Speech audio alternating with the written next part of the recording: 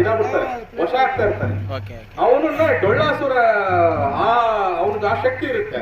ಅವಾಗ ಏನ್ ಮಾಡ್ತಾರೆ, ಎಲ್ಲ ದೇವತೆಗಳೆಲ್ಲ ಸೇರ್ಕೊಂಡು ಬೀರಪ್ಪನ ಹತ್ರ ಬರ್ತಾರೆ. ಬೀರಪ್ಪನ ಹತ್ರ ಬಂದು, ನಮಗೆ ಈ ಡೊಳ್ಳಾಸುರನ ಕಾಟ ಜಾಸ್ತಿ ಆಗಿದೆ, ನಮ್ಮನ್ನೆಲ್ಲರನ್ನ ಮಂತ್ರಮುಗ್ಧನಾಗಿ ಅವನ ಕಡೆ ಸೇರಿಸ್ಕೊಂತ ಇದ್ದಾನೆ, ನೀನು ಏನಾದ್ರು ಮಾಡಬೇಕು ಅಂತಾನೆ. ಅವಾಗ ಅವ್ರೇನ್ ಮಾಡ್ತಾರೆ, ಡೊಳ್ಳಾಸುರ ಇನ್ನೊಂಚೂರು ದೊಡ್ಡದಾಗಿ ಯೋಚನೆ ಮಾಡಿ ಅವನು ಶಿವನ್ ಕುರಿತು ತಪಸ್ ಮಾಡ್ಬಿಡ್ತಾನೆ. ಅಂದ್ರೆ ಬೀರಪ್ಪನ ಮೇಲೆನೆ ತಪಸ್ ಮಾಡ್ತಾನೆ.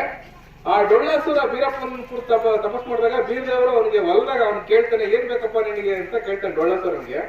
ಡೊಳ್ಳಾಸುರ, ನಾನು ನಿನ್ನನ್ನೇ ನುಂಗಬೇಕು, ನನಗೆ ಚಿರಾಯಸ್ ಬರ್ಬೇಕು ಅಂತ ಹೇಳ್ತಾನೆ. ಅದಕ್ಕೆ ಏನ್ ಮಾಡ್ತಾನೆ, ಆಯ್ತು ಅಂತೇಳಿ ಶಿವನೇ ನುಂಗ್ಬಿಡ್ತಾನೆ. ಯಾರು ಡೊಳ್ಳಾಸುರ ಶಿವನನ್ನ ನುಂಗ್ತಾನೆ. ನುಂಗ್ದಾಗ ಅದು ಶಿವ ಹೋಗ್ಬಿಟ್ಟ, ಯಾರು ಡೊಳ್ಳಾಸುರನ ಹೊಟ್ಟೆಲಿದ್ದಾನೆ. ಆಮೇಲೆ ಆ ಡೊಳ್ಳಾಸುರನ ಹೊಟ್ಟೆಯಲ್ಲಿ ಇದ್ದ ಶಿವ ಕೈಲಾಸದಲ್ಲಿ ಇಲ್ಲ, ಎಲ್ಲೂ ಇಲ್ಲ. ಆಮೇಲೆ ಎಲ್ಲ ನಗಗಳು ಇವ್ರೇನ್ ಮಾಡ್ತಾರೆ, ಗಣಗಳು ಮತ್ತೆ ಯಾರ್ಯಾರು ಋಷಿಗಳು ಎಲ್ಲ ಮುನಿಗಳೆಲ್ಲ ಹೋಗಿ ಪಾರ್ವತಿ ಕೇಳ್ತಾರೆ, ತಾಯಿ ಎಲ್ಲೋದ ಶಿವ ಅಂತ.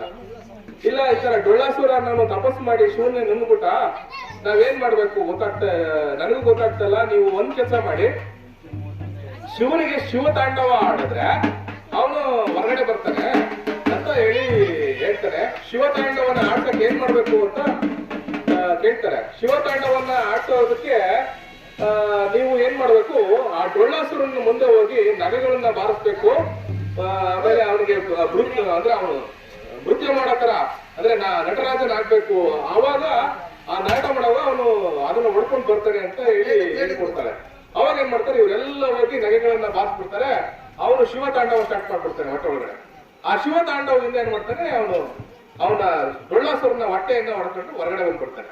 ಅವಾಗ ಡೊಳ್ಳಾಸುರ ಇಲ್ಲೇನ್ ಸಾಯ ಟೈಮು, ಅವಾಗ ಮತ್ತೆ ಹೇಳ್ತಾನೆ, ಏನ್ ಶಿವ ನೀನು ಈ ತರ ಬೀರಪ್ಪ ನನಗೆ ಹಿಂಗ್ ಮಾಡ್ಬಿಟ್ಟಲ್ಲ ಅಂತ.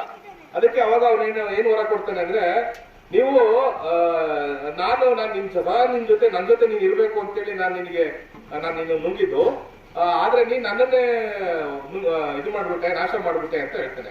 ಅದಕ್ಕೆ ನಾನ್ ನಿನಗೊಂದು ವರ ಕೊಡ್ತೀನಿ, ಯಾವಾಗ ನನ್ನ ಪೂಜೆ ಆಗುತ್ತೆ ಅವಾಗ ಕುರುಬರು ಡೊಳ್ಳು ಬಾರಿಸ್ತಾರೆ. ಆ ಡೊಳ್ಳು ಬಾರಿಸೋದ್ರಿಂದನೇ ನೀನು ನಾನು ಜೊತೆಲಿದ್ದೀವಿ ಅನ್ನೋದು ಒಂದು ಅರ್ಥೈಸ್ಲಿ ಅಂತೇಳಿ ಕುರುಬರಿಗೆ ಬೀರಪ್ಪ ಒಂದು ವರ ಕೊಡ್ತಾನೆ, ಅದೇ ಡೊಳ್ಳು. ಆ ಡೊಳ್ಳಾಸುರನ ಹೆಸರಿನಿಂದ ಡೊಳ್ಳಪ್ಪ ಅಂತ ಬರುತ್ತೆ. ಅವನಿಗೆ ಡೊಳ್ಳು ಅನ್ನೋದೇನಂದ್ರೆ ಅದು ಹೊಟ್ಟೆಯ ಭಾಗವನ್ನ ತೆಗೆದು ಬಲಗಡೆ ಮಾಡ್ತಾನೆ, ದಪ್ಪವಾದ ಚರ್ಮವನ್ನು ತೆಗೆದು ಎಡಗಡೆ ಮಾಡ್ತಾನೆ.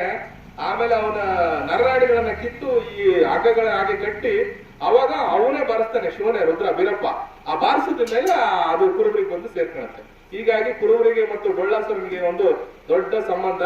ಅದಕ್ಕಾಗಿ ಎಲ್ಲೇ ಬೀರಪ್ಪನ ಆರಾಧನೆ ಮಾಡಿ, ಮೈಲಾರಲಿಂಗನ ಆರಾಧನೆ ಮಾಡ್ಲಿ, ಕುರುಬರು ಡೊಳ್ಳನ್ನ ಬಾರಿಸ್ತಾರೆ, ಆ ಶಿವನನ್ನ ಮತ್ತೆ ಕರೀತಾರೆ. ಅದು ಡೊಳ್ಳಾಸುರನಿಗೂ ಮತ್ತು ಬೀರಪ್ಪನಿಗೂ ಮತ್ತು ಕುರುಬರಿಗೂ ಇರುವ ಸಂಬಂಧ. ಹಾಗಾಗಿ ಡೊಳ್ಳು ಸದಾ ಕುರುಬರ ಜೊತೆ ಇರುತ್ತೆ. ಇದು ಡೊಳ್ಳಿನ ಒಂದು ಇತಿಹಾಸ. ಹಾಗಾಗಿ ಈ ಡೊಳ್ಳಿನ ಇತಿಹಾಸ ಎಲ್ಲ ಕುರುಬ ಸಮಾಜ ತಿಳ್ಕೋಬೇಕು.